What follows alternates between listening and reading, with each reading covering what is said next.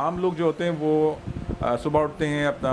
فجر کی نماز پڑھی، تہجد کی نمازیں پڑھتے ہیں، قرآن کی تلاوت کی، اس کے بعد وہ اپنی روزی روزگار کے لیے دوڑ بھاگ شروع کرتے ہیں۔ اہل بیت وہ ہوتے ہیں جو اللہ کے رسول حضرت محمد مصطفیٰ صلی اللہ علیہ وسلم کی شریعت کے مطابق زندگی گزار رہے ہوتے ہیں اور شریعت کی پاسداری بھی کر رہے ہوتے ہیں، اور ساتھ میں جو ہے وہ اللہ کے رسول حضرت محمد مصطفیٰ صلی اللہ علیہ وسلم کی جو احادیث ہیں اس کو بھی اپناتے ہوئے خدمت خلق بھی کرتے ہیں، یعنی مسلم امہ کی فکر بھی لاحق ان کو ہوتی ہے کہ مسلم امہ کی جو مشکلات پریشانیاں ہیں اس کو کیسے حل کیا جائے، کیسے رب العالمین سے ان کے لیے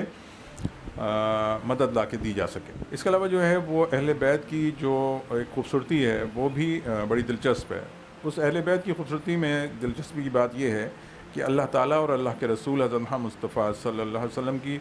شفقت حاصل ہو جاتی ہے، اللہ اور اللہ کے رسول کی شفقت حاصل ہو جاتی ہے، توجہ حاصل ہو جاتی ہے، اس لیے عام لوگوں سے تھوڑے سے مختلف ہو جاتے ہیں۔